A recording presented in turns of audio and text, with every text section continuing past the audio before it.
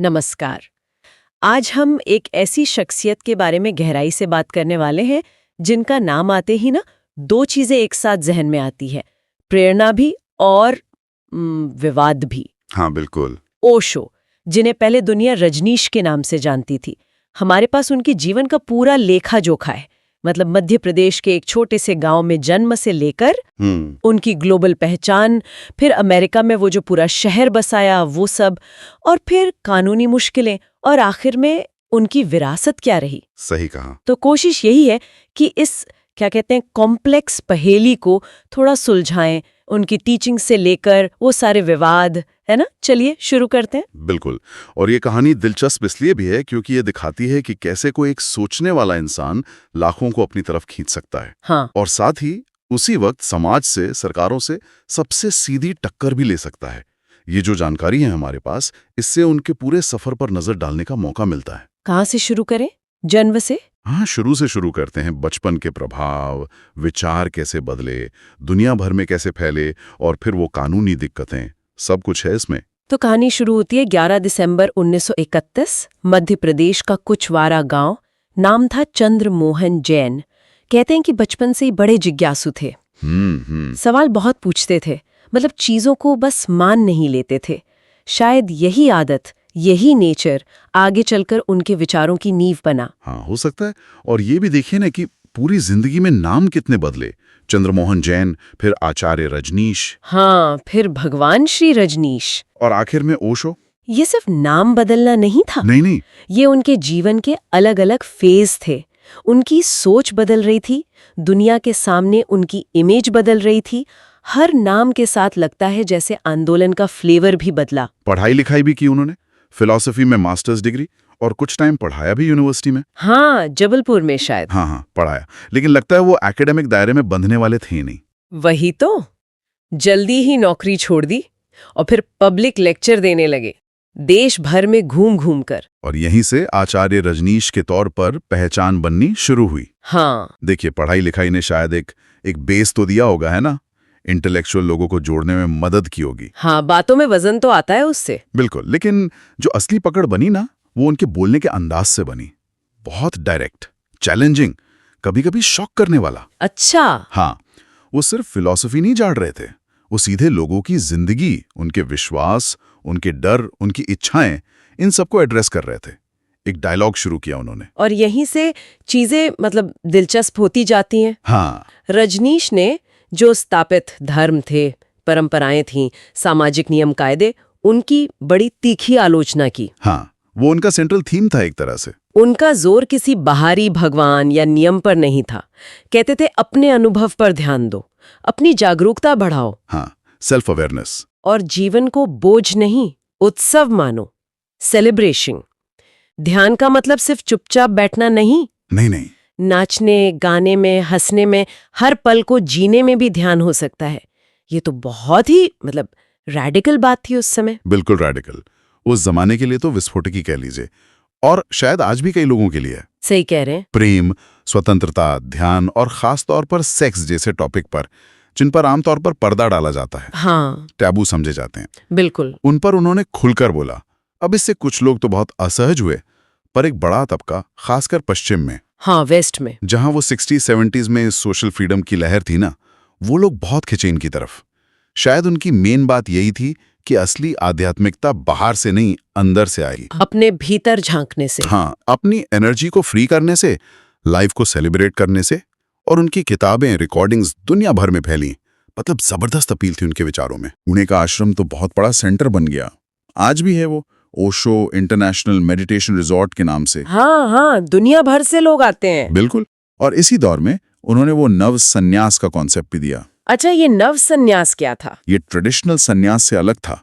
इसमें घर बार, काम धाम छोड़ने की जरूरत नहीं थी। मतलब दुनिया में रहते हुए ही? हाँ, गेरुआ नहीं बल्कि लाल या मेरून रंग के कपड़े पहनो, गले में उनकी फोटो वाली माला पहनो, और दुनिया में रहते हुए स्पिरिचुअल बनो। इसने उन शहरी मॉडर्न लोगों को बहुत अट्रैक्ट किया, जो स्पिरिचुअलिटी तो चाहते थे पर सब कुछ छोड़ना नहीं चाहते थे। अच्छा, ये तो इंटरेस्टिंग है। संसारिक जीवन में आध्यात्मिकता। हाँ, एक तरह से वही। पुणे आश्रम सिर्फ जगह नहीं थी, वो उनके आइडियाज की लैब बन गया था। वहाँ उनकी वो खास ध्यान विधियां जैसे डायनामिक मेडिटेशन, हाँ, सुना है काफी एक्टिव होता है वो।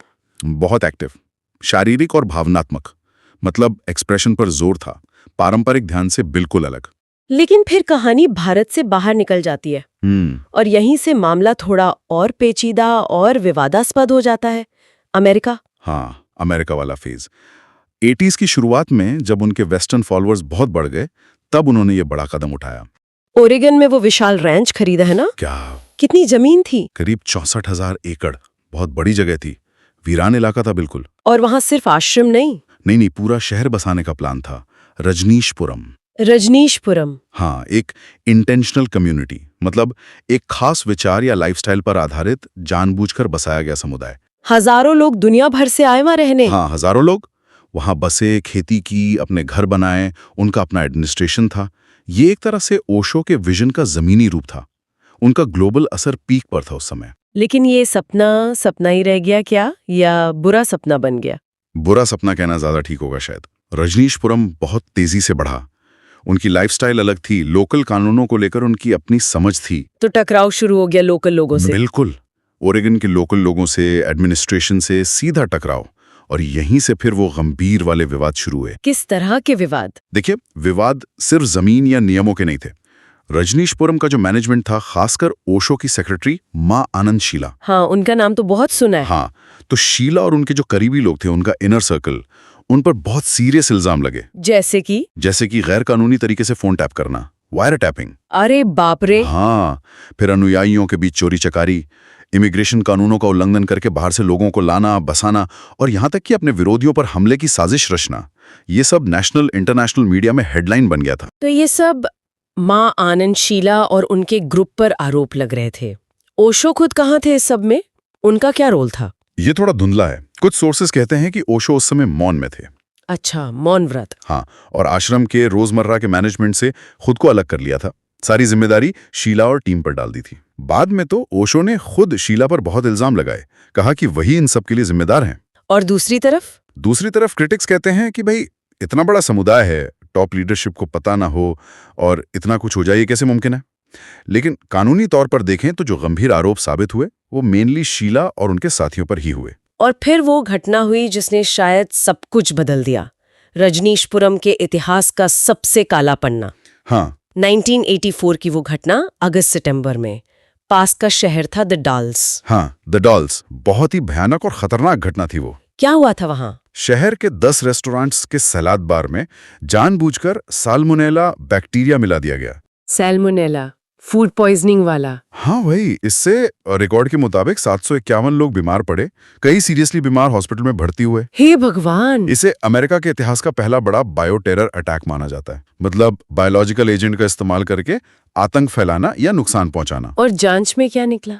किसने किया ये सब और क्यों? बाद में FBI की जांच हुई, उसमें सामने आया कि ये काम रजनीशपुरम के ही कुछ लोगों ने किया था और इसके पीछे माँ आनंद शीला के ग्रुप का हाथ माना गया। लेकिन क्यों? मकसद क्या था? मकसद था लोकल काउंटी इलेक्शन को प्रभावित करना। इलेक्शन को कैसे? वो चाहते थे कि शहर के जो रेगुलर वोटर हैं वो बीमार पड़ जाएं, वोट डालने ना पाएं, ताकि रजनीशपुरम के कैंडिडेट चुनाव जीत जाएं और कम्युनिटी का लोकल पॉलिटिक्स पर कंट्रोल हो जाए। ओह, मतलब सत्ता और कंट्रोल के लिए इतना नीचे गिर गए। ये घटना यही दिखाती है कि कैसे एक आइडियलिस्टिक कम्युनिटी भी पावर पॉलिटिक्स में फंसकर क्रिमिनल रास्ते पर जा सकती है। हम यहाँ सिर्फ वही बता रहे हैं जो जांच और कोर्ट की कार्यवाही में सामने आया। जाहिर है इस बायो टेरर घटना के बाद तो अमेरिकी सरकार चुप नहीं बैठी होगी। बिल्कुल नहीं।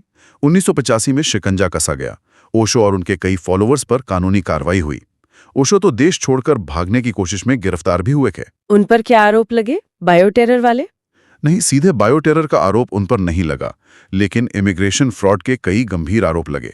मतलब वीजा नियमों को तोड़कर लोगों को अमेरिका लाने और रखने में मदद करने के आरोप। तो फिर क्या हुआ? सजा हुई?